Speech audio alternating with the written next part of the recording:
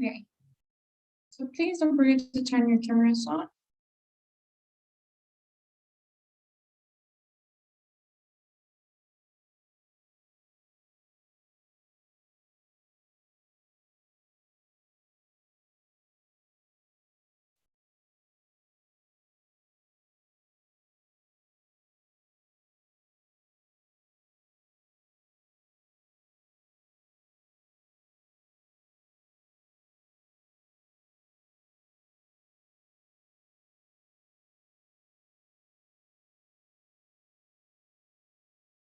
All right, guys. So today we're going to continue with the listening section. Our last, our last two classes, we've been working on conversations, which was the first part, the first type of task that you get in the listening. And today and tomorrow, we're going to be working on the lectures, okay? So remember, you have the two of them. You have conversations and you have lectures. The number of lectures you have, we said 3 or 4, depending on whether you have the extra task in the listening or not. These lectures are usually a little bit longer than the conversations, so they are 3 to 5, sometimes even 6 minutes long. And this time you will have 6 questions per lecture. Okay, remember that a lecture is not basically a university class, right? So you'll hear the professor explaining a certain topic. Okay, guys, so what was I gonna say?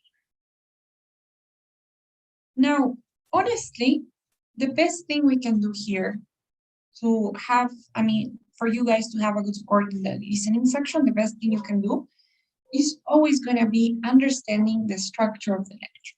That will help you. That's probably the number one thing, aside from vocabulary and listening comprehension skills and stuff, understanding the structure of the lecture is very key in this part. So what do I mean by that? In this lecture, you will hear the professor explaining a certain topic, a certain idea. Obviously, you will have a short introduction in the beginning, usually the first 30 seconds, where the professor will tell you what the main topic is, maybe a definition, maybe an explanation, maybe an overview of the structure. But then what happens, we cannot say exactly how it will be. I cannot tell you this is the structure of every lecture because it's different every time. But basically, the topic will be broken down into different subtopics. So you can have different types of organizational styles, but you will always have more than one subtopic. So if we're talking, for example, about art, maybe you will have a definition of art and the history of art. So you have different subtopics: Western art, Renaissance art. Okay. And in the lecture, you will be having a lot of facts, examples, details, theories, many different studies and research and stuff. So you will have a lot of details that you need to be aware. I want you guys to take a look at some examples. All right, so we're going to be starting by analyzing a few of them.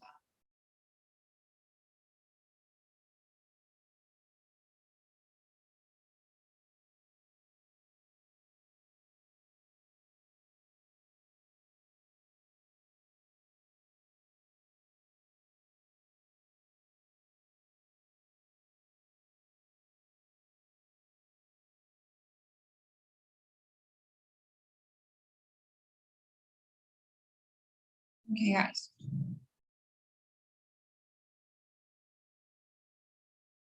So for example, I want you guys to pay attention to this. Only here. I'm gonna play the introduction. I just want you to hear, don't take any notes yet. Listen to part of a university lecture by a professor in the College of Fine Arts. Good morning, everyone. Today I want to start with a look at perspective, visual perspective. First, we'll look very briefly at the kinds of perspective, and then we'll look very quickly at its history in art. Just in case you don't know what we're discussing, perspective in art is the way that artists represent three-dimensional objects on the two dimensions of their canvas. There are Okay, that was the introduction of this lecture. Here we have the transcript. So what do we have in the introduction? First of all, we have a greeting, right? The professor says, "Good morning, everyone." And then he says, "Today I want to start with a look at perspective, visual perspective." So what is that? Why is the professor saying that? They are going to talk about perspective Yes. in the artistic context. Exactly. So basically, that is gonna be the main topic of the lecture, right? This is what they're gonna talk about, as you said.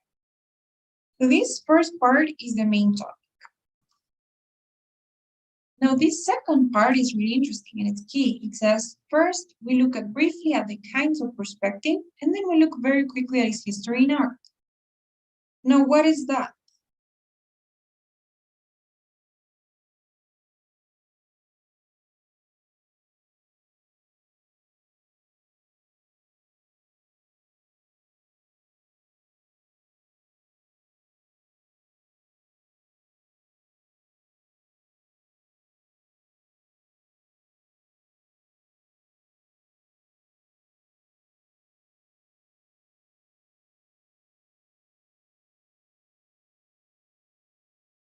What's that?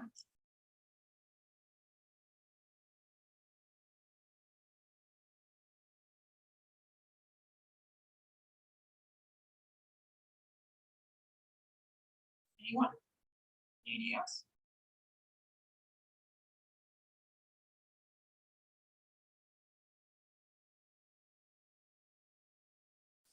Basically, guys, that is the structure of the lecture. That is the organization. That's how the information will be organized in the lecture. So what are we gonna see? We're gonna look at the kinds of perspective, and we'll look at the history, its history in art, right? So basically, we have two different organizational styles in here. One of them is classification. And this is the style, the organizational style of the lecture, how it's going to be organized. So first, we're going to look at the classification of perspective, and then we'll look at sequence of events. When they say it's history in art, every time that you have something related to history, like, I don't know, World War II, the biography of somebody, that is a sequence of events, right? This happened first, this happened later, this happened at the end. That's a sequence of events. So this is very important in the introduction. That's the organization.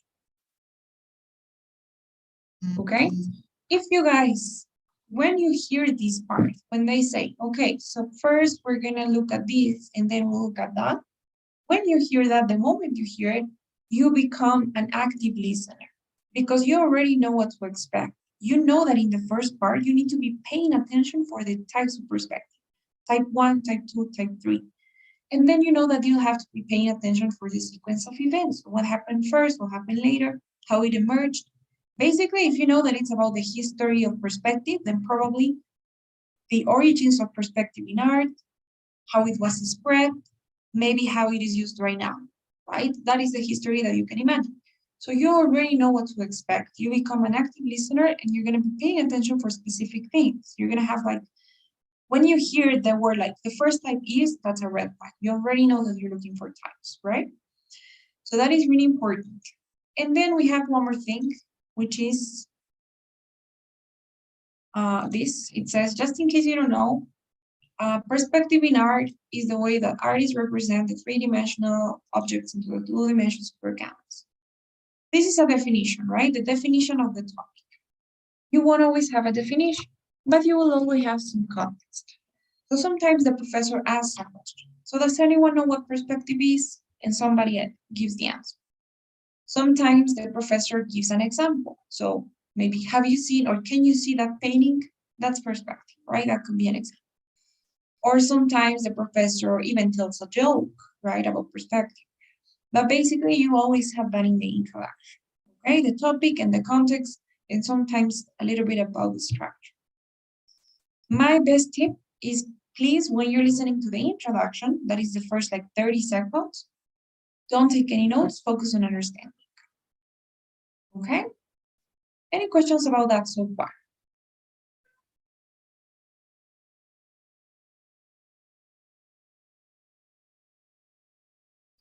Okay, guys.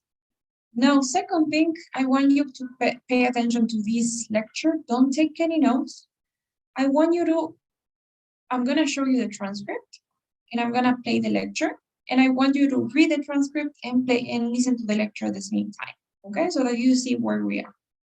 I'm going to play. Listen to part of a university lecture by a professor of comparative religion. Good afternoon, class. In the course of this term, we've examined all the major contemporary religions of the world: Christianity, Islam, Buddhism, Confucianism, Taoism, Hinduism in depth. But before your final examination, I also want to spend a couple of classes looking at some of the more interesting minor religions. And I'd like to start with a very simple, harmless religion that managed to have a disproportionately large influence on world history. And that religion is Shintoism, or Shinto, which is the indigenous religion of Japan. There was no historical founder of Shinto like Buddha or Muhammad, and Shinto has no sacred texts. It has no images or icons. It has no laws or commandments. It emerged organically from prehistoric nature worship, a sort of animism, and the ancestor worship of the earliest Japanese people. And, with due allowance for the general advance of civilization, it has remained surprisingly unchanged from that primitive condition. Its basic concept is that virtually every natural object is inhabited by a kami, variously translated as a spirit. Okay, so we're going to leave it there. Now, why did we do this? When you're reading the transcript of the lecture, you can see that it isn't just one paragraph, right? You have different paragraphs. You have paragraph 1, 2, 3. This was the introduction, paragraph 1. But then, aside from the introduction, each paragraph that you can read talks about a different idea, right? Paragraph number 2, what is it about?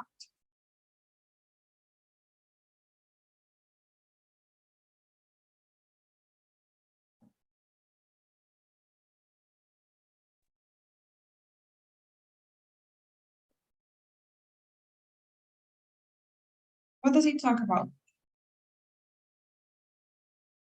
The how Shintoism emerged. Exactly, great. So the second paragraph, the only thing that it talks about is how it was founded, right? And you have that in the beginning. There was no historical founder, but how it emerged, the origins of Shintoism. Paragraph 2 talks about something else, right? It says its basic concept is that virtually every natural object is. So basically, the second paragraph, or the third in this case, talks about the concept. So what these people believe in. So people who practice Shintoism think that every natural object is inhabited by a kami, right, or a spirit or god. So this is about the concept. Then we have another paragraph that talks about something else.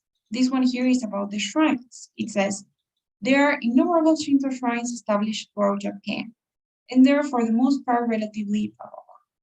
So all of this is talking about the shrines, Shinto shrines. So they describe how they are. They say they are composed of two tall uprights and crossbars. They are painted in this way. They have this type of gates. So all of this is about shrines. Then I think they talk about its relationship with Buddhism. I'm not sure. Then they talk about the contribution of Shinto to world history, and they explain everything related to that. Then they talk about Japan's constitution, and I think it has something to do with the religion. And then it talks about the influence in our daily lives. So basically, every paragraph contains a different idea. Now, what is the point in this? The best way to improve how you take your notes. is by doing this. And in order, why do we want to have good notes? Because your notes play an important role in how you answer the questions too. So the thing that you guys have to do is be able to identify where an idea ends and where another one begins.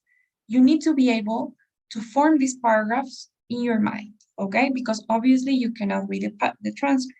So you won't have the paragraphs like this. So what you need to do is identify where one idea ends or one paragraph ends and the other one begins. How do you do that? By paying attention to the content and also by listening to the pauses that the professor makes. So for example, here. Your final examination, I also want to spend a couple of classes looking at some of the more interesting minor religions.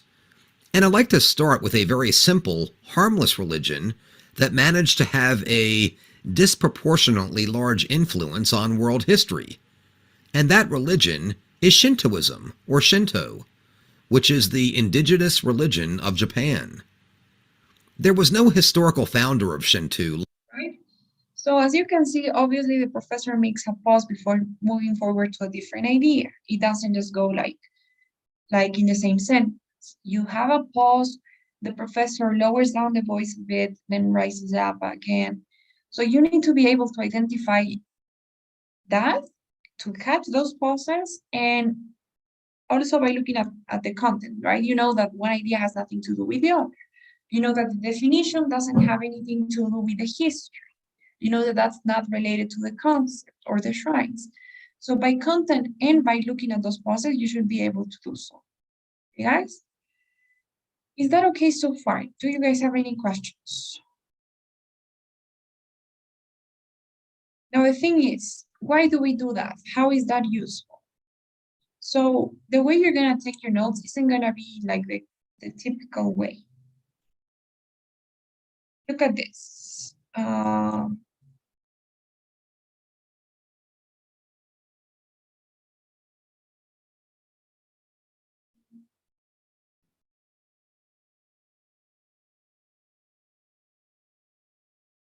Okay, so these are my notes for that lecture, the one that about Shintoism. Can you guys see my screen?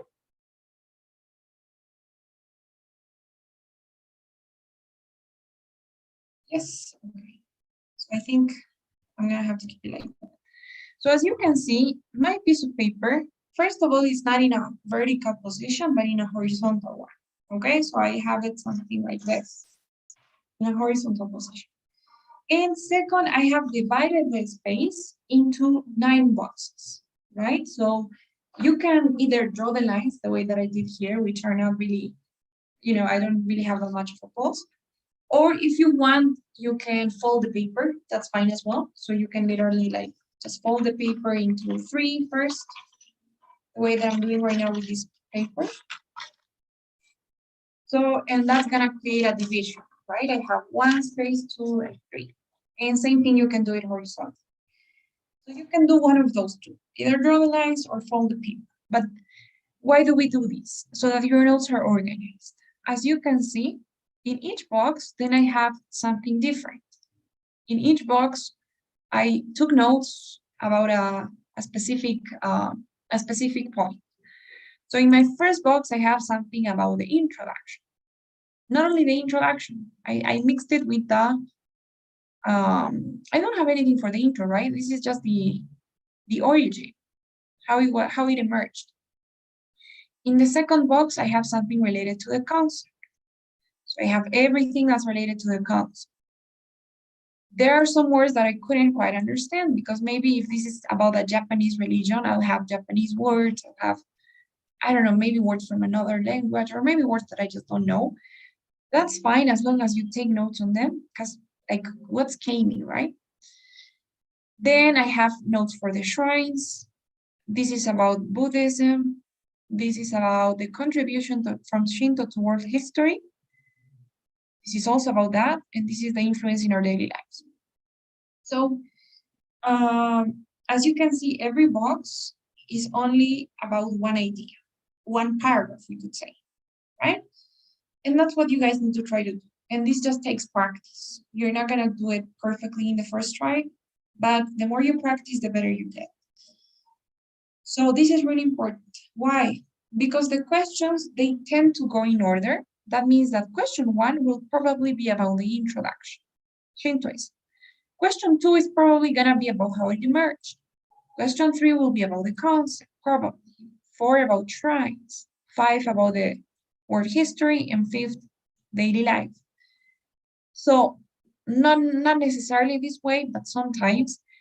And when you have your notes organized, then when they ask about the concept, if you see the word Keimi in the options, then it's more likely to be the one than if you see the word Buddhism, right? Or if you see the word shrine, because you know that shrines that are not related to the concept. So when they ask you about why does the professor mention Keimis, then you know that the answer will be to explain the concept of Shintoism. And if you have options that are like to explain how shrines are, to explain the relationship between Buddhism and Shintoism, or to explain the contribution to world history, you know those are not going to be the ones, because the word Keimi is mentioned when we were talking about the concept, okay? So organizing your notes like this, believe me, it's going to help you big time, okay? And honestly, you know, I've been doing this for a while, and this isn't the only way that I've tried. When I was preparing for the test, I tried many different ways of taking notes. You know, I did of course, I did the normal way. Let's say I'm gonna share my screen. So what happens is, or what I found was that, for example, if you take notes in the typical way and you have your vertical paper like that, like this, then what we tend to do is we start taking notes here. And we try to have them organized, but then they start getting mixed, right? Because we're so rushed, we don't even like have something in line. It's just like that. And then we run out of space and we continue here, right? And then if we run out of space, then at least what I did was to continue here and there, every place that I found some space to have my notes. And at the end of the day, it was all mixed. And since your notes aren't supposed to be full sentences, but instead only keywords, if you have the word KB and then the word shrine and then the word, no, I don't know, history, you don't really know the relationship between the words because they're just keywords, they're not sentences. So it's easy to get confused. You don't understand where one idea ends and the other one begins. So I've tried many different ways of taking notes, and this is the best one I found, not only for me, but also for some students that I've worked with. Okay, so I really recommend that you guys at least try it out. Of course, you can experiment it with it yourself. You can work with different ways, but you will see the difference, you know? So any questions about that? Do you guys have any questions so far? Is it okay? Are you ready to practice that?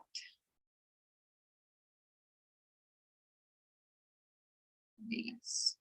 Please get a piece of paper and a pen.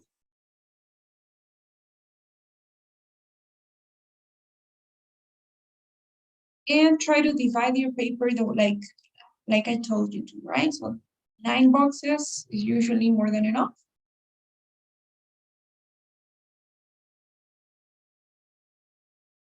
Have you guys all done it? Yes, are you all? Okay. So please pay attention and try to take notes. Listen to the process, try to understand more the content, and take notes on the details. Let's see. Two basic sorts of this in the course. Listen to part of a university lecture by a professor in the College of Fine Arts. Good morning, everyone. Today I want to start with a look at perspective, visual perspective. First, we'll look very briefly at the kinds of perspective, and then we'll look very quickly at its history in art. Just in case you don't know what we're discussing, perspective in art is the way that artists represent three-dimensional objects on the 2 dimensions of their canvas. There are 2 basic sorts of visual perspective, aerial perspective and linear perspective. Aerial perspective and aerial just means air or atmospheric, not your view from an airplane. Aerial perspective is the way that the atmosphere affects how we see things, especially distant things. I won't try to go into the laws of physics that are involved here, but it is aerial perspective that makes a mountain in the distance appear to be a different color, that makes it seem hazier, less distinct than closer objects. These are effects that realistic artists attempt to reproduce carefully and that impressionists use to create their own effects. Just think of many of Turner's landscapes or cityscapes like his Ditto building Carthage to get an idea of how the air can affect what we see. Another perspective, linear perspective, is the way that things seem to get smaller the farther away they get. A classic example of this is the way we perceive railroad tracks or a line of telephone poles running away from us. They seem to get smaller and smaller as they recede, until they vanish in a point on the horizon. And this point is appropriately called the vanishing point. This effect happens whenever there are parallel lines like the two train tracks or the tops and bottoms of the telephone poles. Now, an object or a scene may have more than one vanishing point. A cube, with one of its faces squarely perpendicular to us, has a single vanishing point, directly behind it and on the horizon. But a cube with one of its vertical edges facing us has two vanishing points instead, one for the right-hand face and one for the left-hand face. And these points are off to the right and left respectively, on the horizon, where the parallel lines of the faces seem to converge. And then, if this same cube is viewed from somewhat above or below, it will have three vanishing points, one to the right, one to the left, and a third one behind it and below or above the horizon. This is easy to visualize if you look up at a corner building from its street intersection. You can look down one street to see the right-hand vanishing point, look down the cross street to see the left-hand vanishing point, and then look up along the corner of the building to visualize the third vanishing point. These kinds of perspective are easy to see if we view geometrical shapes or man-made structures. But of course, natural scenes don't have any sets of parallel lines, so they have no vanishing points. But that doesn't mean that they don't exhibit perspective. The laws of optics were not understood at all in early Western art. Artists recognized the effect, of course, but they were unable to figure out how to represent it accurately. From the paintings inside the Egyptian pyramids to the illustrations in medieval Christian churches, nearer people were simply drawn larger, or drawn lower in the picture, or drawn so as to cover the people farther away.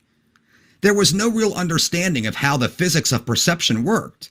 They never got a grasp on the idea of the vanishing point. And then came the Renaissance, the rebirth of learning and the sciences. This was a hotbed of scientific thought. Da Vinci, Galileo, Newton, and Filippo Brunelleschi. Brunelleschi was a 15th century Florentine architect who conducted several optical experiments and discovered the rules of perspective. With what he had learned, he drew a very accurate picture of San Giovanni Baptistry in Florence, and then he made a small peephole in the middle of it. He carried it into the street and amazed all his acquaintances by having them look through the peephole from the back of his picture. First, at a mirror which reflected the image into the viewer's line of sight. Then, Brunelleschi would quickly withdraw the mirror, leaving the viewer peeping at the real baptistry, whose perspective had been replicated perfectly. Other Italian artists, notably Donatello, began using Brunelleschi's methods for accurate linear perspective, and his ideas soon spread throughout Europe. The development of effective aerial perspective, on the other hand, was developed by the Flemish and Dutch masters of this same period, and can be seen at its best in works like Jan van Eyck's The Virgin of Chancellor Roland. But that's another story.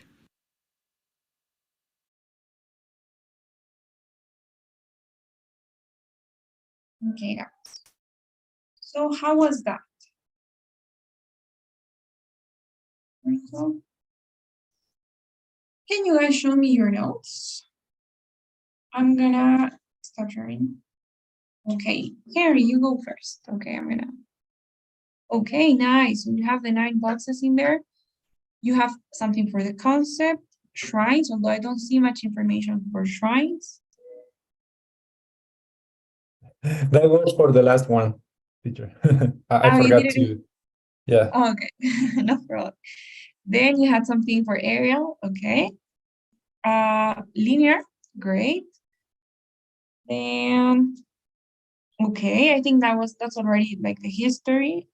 Western art probably. And then the last part. Okay, great. Honestly, they look very, very nice. And I like your drawings too. That's a good way to understand. And the fact that you use bullet points, because usually not everything as mentioned is important. Nice, Harry, well done. Ricardo, what about you? Can we see your notes? Sorry, teacher. I didn't. I don't have many notes. I'm a little bit concerned and thoughtful about something I saw this afternoon, and I have that type of existential crisis. So Okay. I'm trying to pay attention. Okay, no problem. That's fine, Ricardo. It happens sometimes, some days. Okay, what about you, Mateo? Can you show us your notes?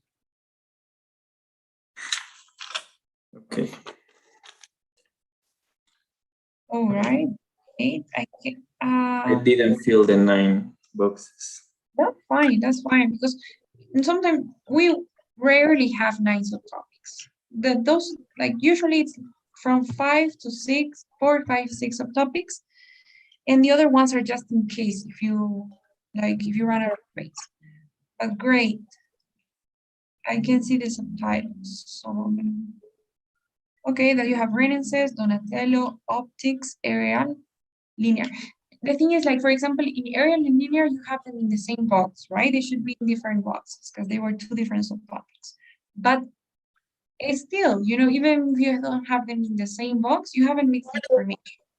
So it's fine. In both aerial and linear, they mention examples of each one. Maybe that information would be good to have. Okay.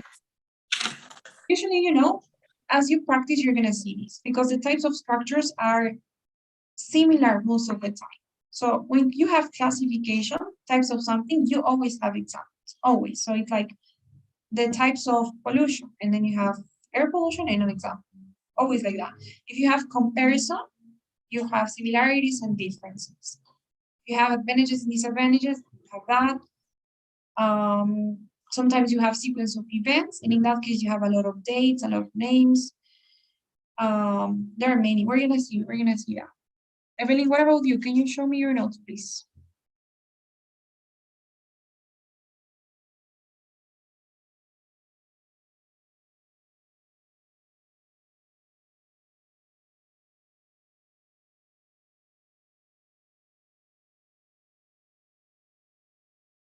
Could you show me your notes, please, Evelyn? Did you take notes?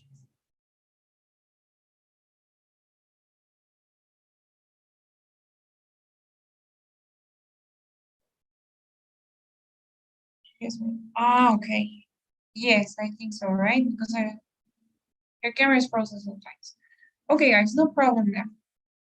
So yes, these are my notes, by the way, from the previous group, actually. So I have something like what you guys have. Basically, I identified most of the same subtopics. So this was for the introduction. I have the 2 types here described, aerial perspective, linear perspective. Then we have vanishing points, which was actually pretty large, right? I thought it was just one subtopic, but it was probably more. Maybe because they say 1, 2, and 3 vanishing points. Maybe one of them was a different point, right? And then we have Western art, the Renaissance, and I think the last one was European art. Okay, guys. So let's look at the questions. Let's see if we can answer them using our notes and our memory. Here's our first one. Ricardo, could you please read the question?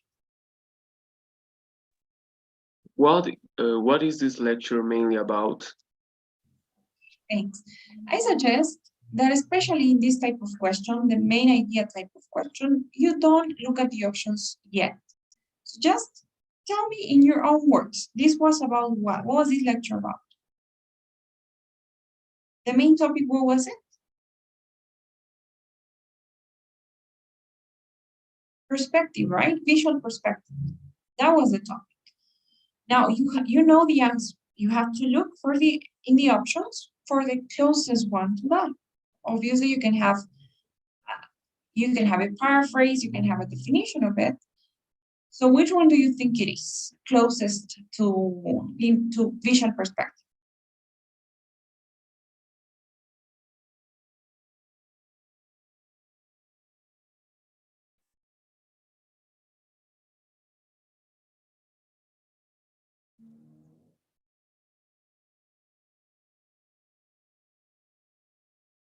Okay, Mateo says C, Henry says B.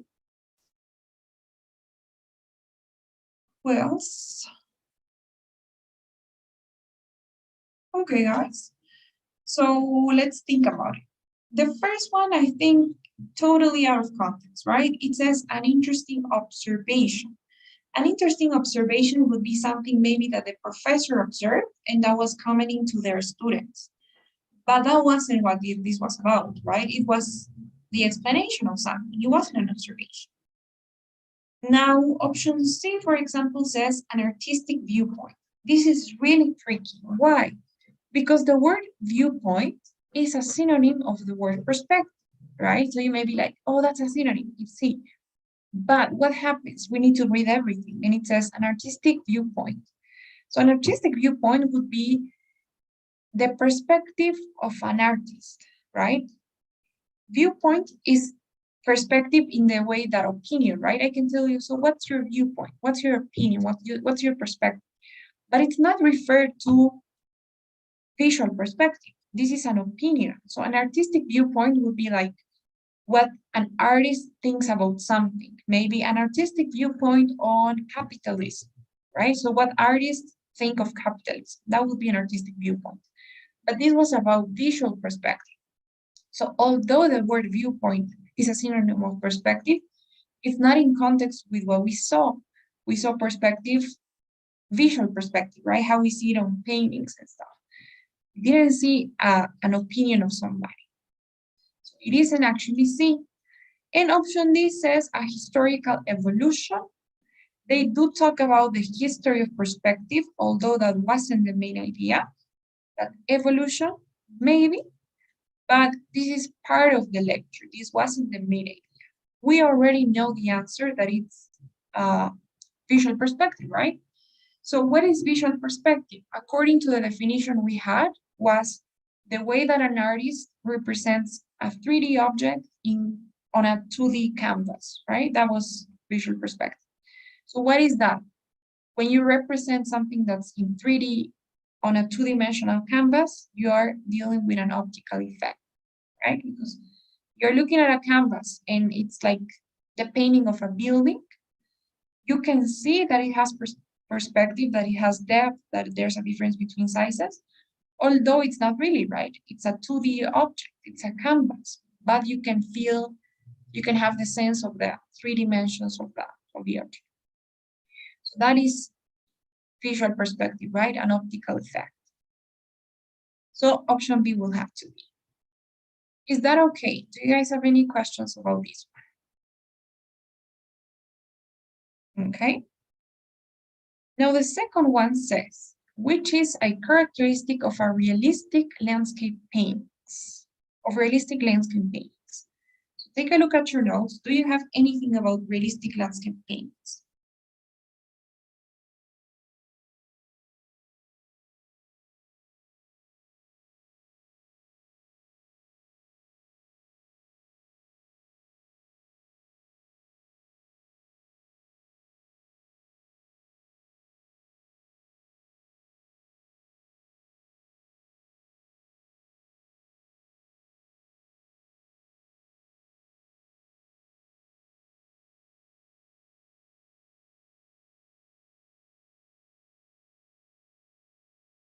So what do you guys think? We Sí, have an teacher. answer.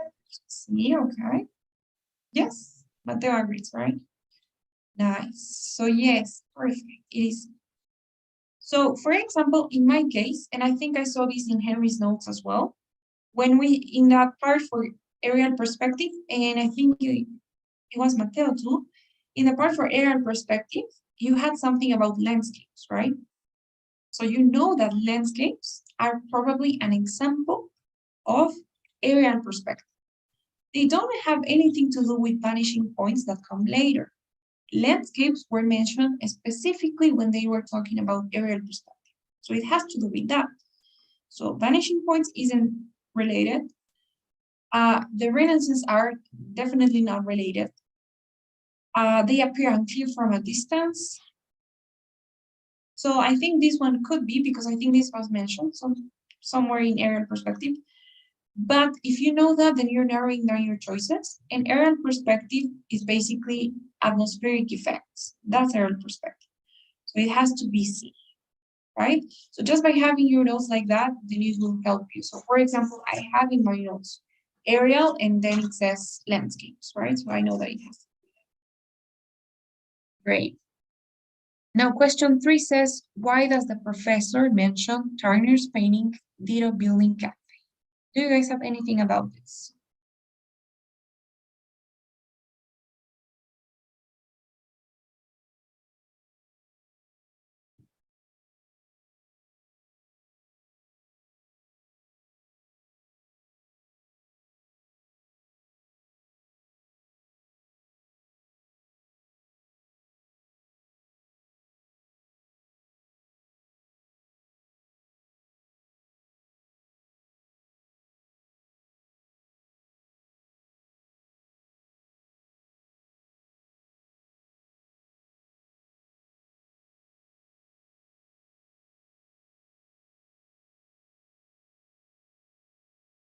What do you think?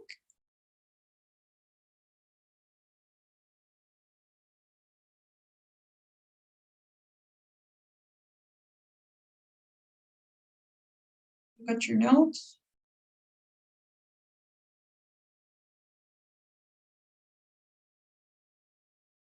The teacher. E, as an example of multiple vanishing points. Okay. I am not sure though, because I remember that when the professor talks about vanishing points, all of the examples were cubes, right? So they used cubes as an example for vanishing points. And then they talked about buildings, I think. So I'm not sure if this painting was used for an example of vanishing points.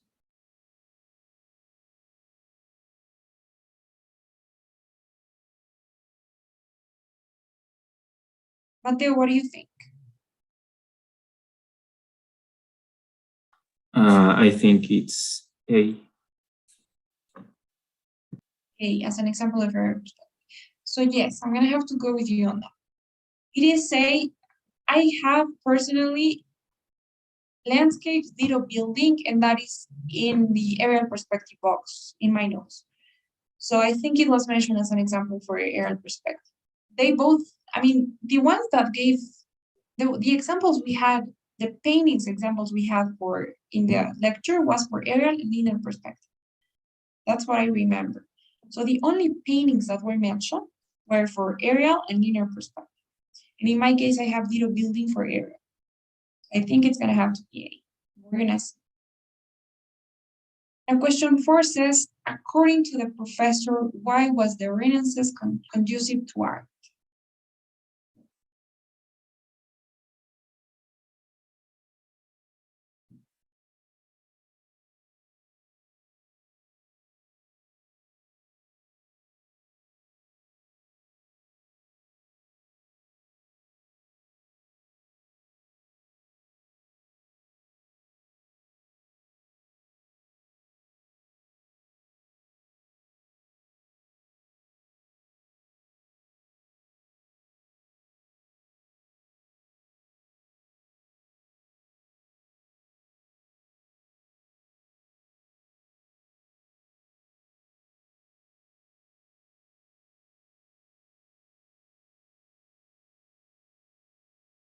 B, teacher. Okay. Yes, do you guys agree?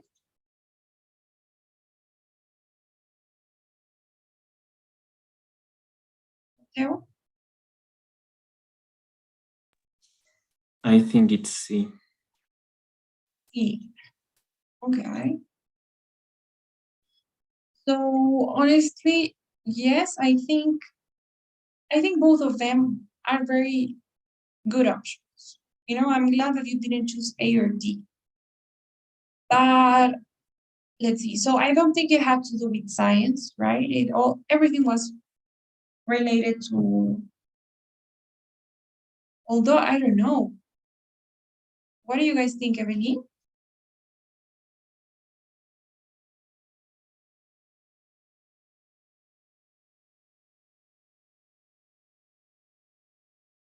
Yes, Evelyn?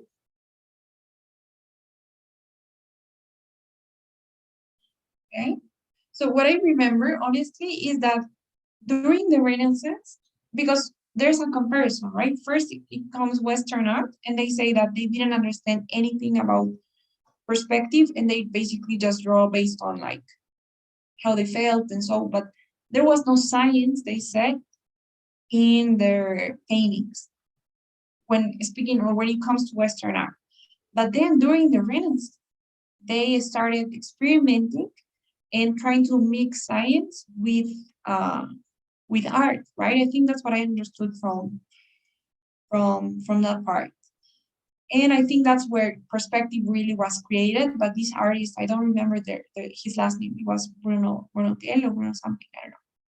So I don't know.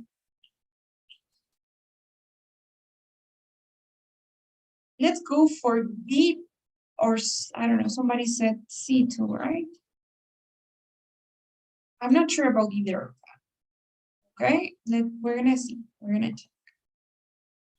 Finally, we have question 5 that says, foreshortening is a way of representing an object so that it conveys the illusion of depth, and its success often depends upon a point of view in which the sizes of near and far parts of an object contrast greatly. Foreshortening is an instance of what, or an example of what? So what was it that talked about depth, that talked about sizes of near and far parts of an object? What was the answer for the last question? So I believe it is A, because they talked about how they applied science into creating the theory for perspective. So I would say it's A. I think A and C could be plausible choices, but I believe it's A, because the Renaissance itself didn't debunk earlier theories of perspective, right? It was one artist. So I think it will be A. But we will see. We're going to check our answers in a bit. Now, what do you guys think about this question? So foreshortening, which is basically representing an object, conveying depth, and contrasting nearest and farthest parts of an object, is an example of what? This was the artist, Brunelleschi, Italian, right? So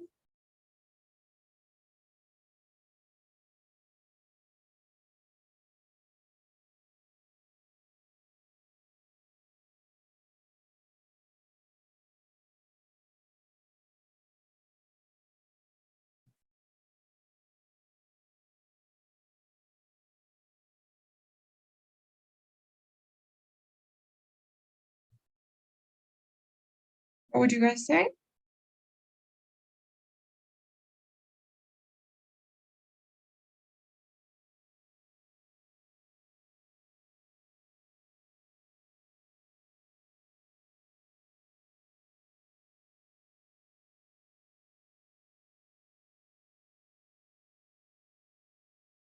So what, do you have anything about sizes, anything about how far away or how close an object is, or anything about depth in any of the subtopics?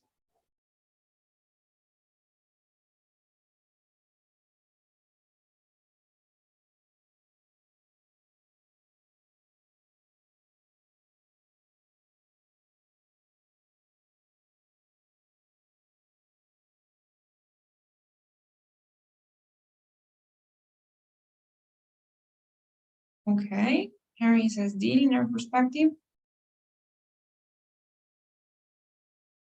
Yes, right, I think so.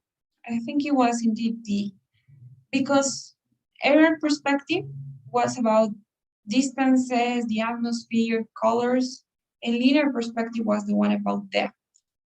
They even have the example of somebody that's far away from the landscape making it smaller, somebody that's close has to be bigger. So that illusion of depth is mentioned for linear perspective. I think that's true. Let's check our answers. So first one was great, an optical effect. Second one was good, atmospheric effects. The third one was also great, aerial perspective. The fourth one was A, creating an atmosphere of scientific curiosity.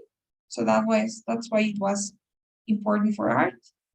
And great, the last one is good as well, linear perspective. We got 4 out of 5. What do you guys think? How do you feel about this one we did?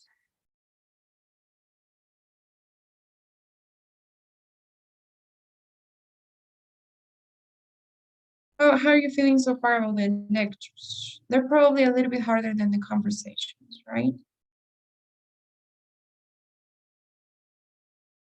Anyways, tomorrow we're gonna be practicing, so we'll do a couple of lectures. And before you go, guys, I'm gonna call attendance. So just give me a second. Do you have any questions in the meantime? Is everything clear? Do you have any questions, anything, any comments, anything about today's class?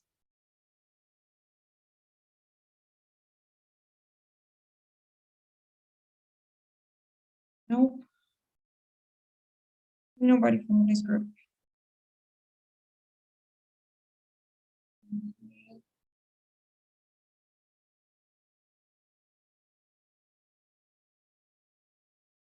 Okay, guys. So we have Ricardo today. We have Henry. We have Phil. I nobody else.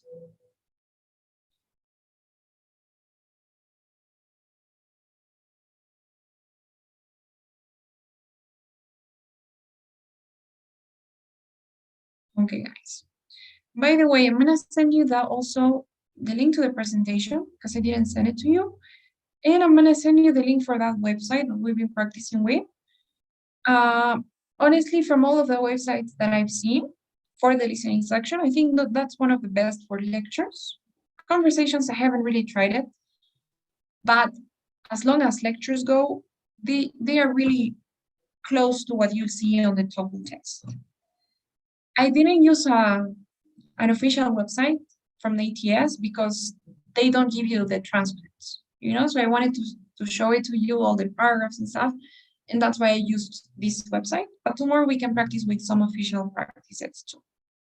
Okay. So let me send you these 2 things. First, this is a link to the website. You have like 60 lectures in there. There are many, plenty of them. And I'm gonna send you the link to the presentation.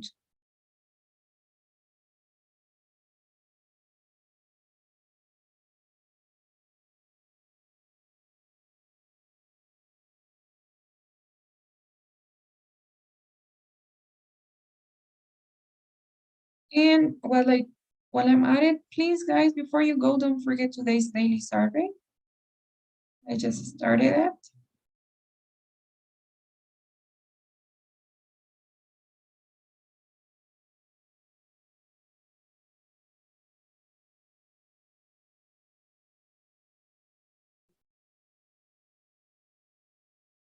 Okay, guys, and I just sent you both links. So if you don't have any questions, then I'll see you guys tomorrow. Have a good night. Thank you, teacher. Good night. Bye-bye.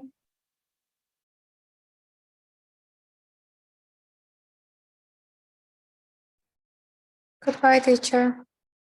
Goodbye, everybody.